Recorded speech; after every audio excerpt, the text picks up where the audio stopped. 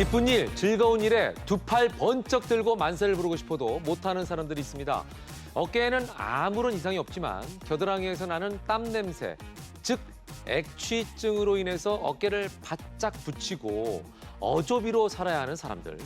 더 친절한 랭킹 의사소통에서 액취증에 관한 오해를 풀어드리겠습니다. 평소 땀을 많이 흘리는 A씨, 얼굴은 물론 손발 등에서 폭포수 같은 땀을 흘리는 A씨의 최대 고민은 바로 겨드랑이 땀샘.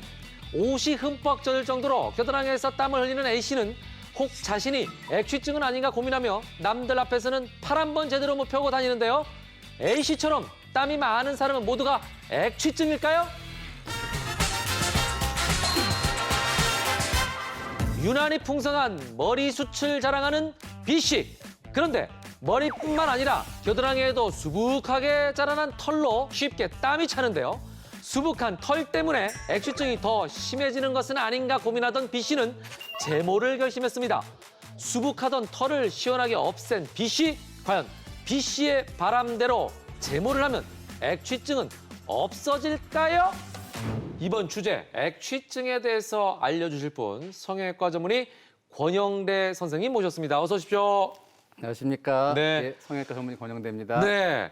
아, 깜짝 놀랐습니다. 예, 개그맨 권영찬 씨의 친형이시라고요. 네, 그렇습니다. 그게 닮으셨어요. 감사합니다. 예. 예. 자, 이번 주제가 이제 액취증입니다. 겨드랑이에서 유독 땀이 많이 나는 사람들이 많잖아요. 네, 그렇습니다. 이게 이제 굉장히 말 못할 고민인데 대표적인 분이 이제 싸이 씨라고 저는 들었어요. 네네. 워낙 격렬하게 춤을 그렇죠. 춰서 예, 예. 보통 이제 나는 경우도 있겠지만 네네.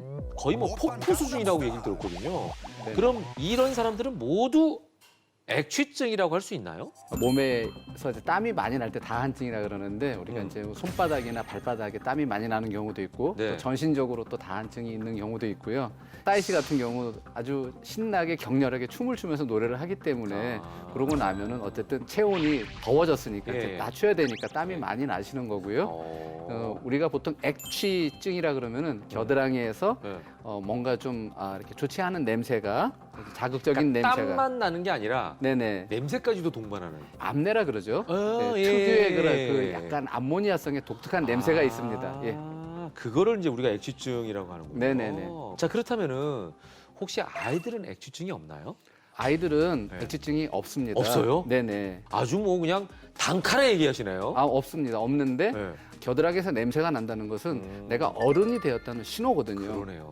아이들이 언제 어른이 되냐면 우리가 보통 사춘기, 성적으로 조숙해서 이제 어른이 되면은 몸에서 이제 이렇게 냄새가 나게 되는데 결국은 내가 어른이 되었기 때문에 나는 냄새거든요. 액취증도 땀샘과 관련이 있다라고 들었거든요. 네, 그렇습니다. 그럼 액취증이 생기는 이유는 뭘까요? 이게 가장 궁금해요. 가족력이 있고 유전이 된다는 얘기고요. 또 하나는 겨드랑이에 그 특수한 땀샘, 아포크라인 땀샘이라는 특수한 땀샘이 있는데 그 땀샘이 남들보다 좀 더 많이 커져 있고 또 그 분비량이 많고 이랬을 때 우리가 이제 겨드랑이 냄새가 나게 됩니다. 자, 그러면 아까 그 랭킹에도 있었습니다만 겨드랑이 털을 제모하게 되면 네네네. 액취증을 막는 데 도움이 좀 될까요? 겨드랑이 털이 어떤 역할을 하냐면요. 네. 이 털 밑에 네. 아포크라인 땀샘에서 분비가 되고요. 예. 털구멍을 통해서 털을 올라와서. 타고서 올라가서 디퓨저처럼 냄새가 퍼지는구나. 분산이 되는데 이 털을 제모를 하거나 깎아주게 되면은 네. 그게 사라지기 때문에 그러니까 심을 뽑아버린 거네. 네, 근데- 하지만 그 디퓨저 액은 있는 거 아니에요? 액은 있기 때문에요. 네. 제모를 한다 그래서 이 액취증이 해결되는 것은 아니다. 그러니까 아니다. 좀 도움이 될 수는 있습니다. 그러네요. 네. 예. 자, 액취증으로 고민하는 분들이 궁금해하는 오해와 진실 3위와 2위 계속해서 만나보겠습니다. 메이크업 제품과 향수 마니아 CC. CC가 유독 진한 향수를 사용하는 이유는 다름 아닌 액취증 때문이라는데요. 아니, 나보다 땀을 많이 흘리는 사람들도 있는데 왜 나만 이러는 거야? 진짜 어떡해. 땀을 많이 흘리는 남성보다 오히려 여성인 자신에게 땀 냄새가 더 많이 나는 것을 이해할 수 없다는 CC. 액취증, 과연 CC의 생각대로 여성들에게 더 많이 나타나는 걸까요? 사춘기부터 액취증으로 심한 스트레스를 받았던 D씨. 결혼 후 아이가 태어나고 자라면서 D씨에게는 또 다른 고민이 생겼습니다. 혹시 내 아이도 사춘기가 되면서 액취증이 생기는 것은 아닐까? 아이가 땀 흘리며 놀 때마다 걱정이 된다는 D씨. 과연 DC가 걱정하는 것처럼 액취증은 유전일까요?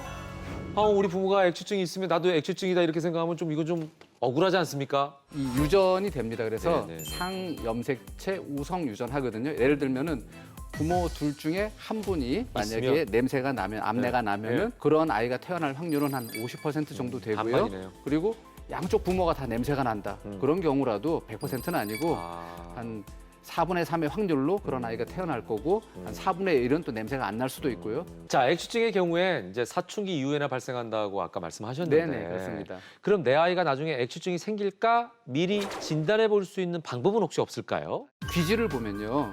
귀지가 서양인들은 되게 젖은 귀지고요. 우리 한국 사람들은 이렇게 귀를 팠을 때 그 하얗게 이제 가루처럼 말라서 예, 떨어집니다. 예. 부모가 둘 중에 한 분이 또는 두 분 다 액취증이 있는데 아기 때도 이렇게 혹시 귀지가 물기지면은 부모처럼 냄새가 나겠구나 하고 예상을 할 수가 있습니다. 그러네요. 네네. 그런 방법이 있군요. 자, 그런데 또 하나 궁금한 게 아까 그 CC의 경우는 여성인데 네네네. 왜 나는 남성보다 더 이게 더 심하지? 이렇게 이제 오해를 하셨단 말이에요. 네네. 예. 액취증이 여성 혹은 네네. 남성처럼 이렇게 성별의 차이가 있다고 볼 수 있나요? 남자와 여자의 좀 차이에서 좀 찾아야 될 것 같습니다.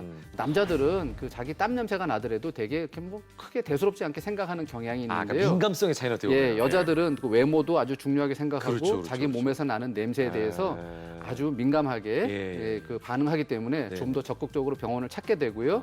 그리고 또 사춘기가 그 여학생들이 먼저 남자 아이들보다 한 3년 정도 먼저 찾아오게 돼서 이런 문제를 고민을 하게 되다 보니까 네. 또 역시 또 병원을 찾아오게 되는 가능성도 훨씬 더 많아지고요.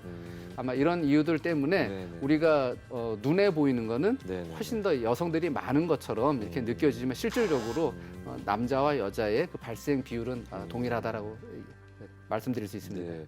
자, 이 겨드랑이에 땀이 많이 나는 분 중에 이제 데오드란트 제품을 사용하는 경우가 많이 있잖아요. 네네. 이런 제품이 액취증을 막는데 좀 도움이 될 수 있나요?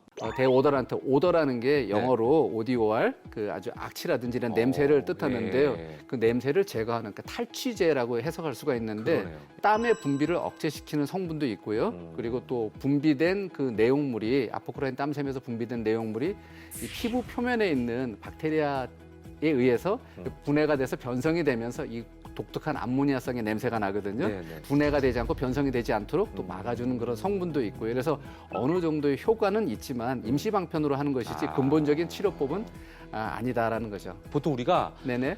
향수 같은 걸 써가지고 없애려고 하시는 분들 같은 경우 네네네. 이게 오히려 심화가 돼가지고 더 안 좋은 냄새가 난다 이렇게 얘기하는 분들도 있거든요. 네네네. 말씀하신 것처럼 자기 냄새가 너무 나는 것 같으니까 네. 자기는 감추려고 네. 이제 향수를 뿌렸는데 네. 오히려 더. 향수 역시도 독한 냄새지 않습니까? 그러니까요. 그 향수 냄새에다가 또 그 암내까지 나니까 두 개가 또 섞여가지고. 이렇게 섞여서 나니까 오히려 더 사람들의 시선을 끄는 또 그래서 자기는 시선을 피하고 싶어서 네, 네. 발랐는데 오히려 또 역효과를 보는 경우도 있습니다. 그러니까요. 자, 이 액취증을 어떻게 하면 근본적으로 없앨 수 있는지는 랭킹 1위를 보고 난 후에 알려드리겠습니다. 액취증으로 인한 스트레스를 받던 이 씨. 고민 끝에 그는 액취증을 없애는 수술을 받기로 했는데요. 고민을 하나 해결했더니 또 다른 고민이 몰려옵니다. 혹시 겨드랑이 말고 다른 곳에서 액취증이 생기는 건 아닐까 하는 거죠. 수술 이후에도 잠 못 이루는 이 씨. 과연 이 씨의 고민처럼 액취증은 겨드랑이 외 다른 곳으로 옮겨갈까요? 자, 먼저 이 씨가 받았다는 수술부터 좀 알아보겠습니다. 액취증이 수술로 치료 가능합니까? 네, 수술로 치료가 가능합니다. 가능하군요. 네네. 네. 그러면은 겨드랑이를 절개해야 되는 거 아닙니까? 1950년대부터 이제 그 수술이 이루어졌는데요. 네. 처음에는 피부 조직을 잘라내는 절제하는 그 수술들이 주를 이뤘거든요.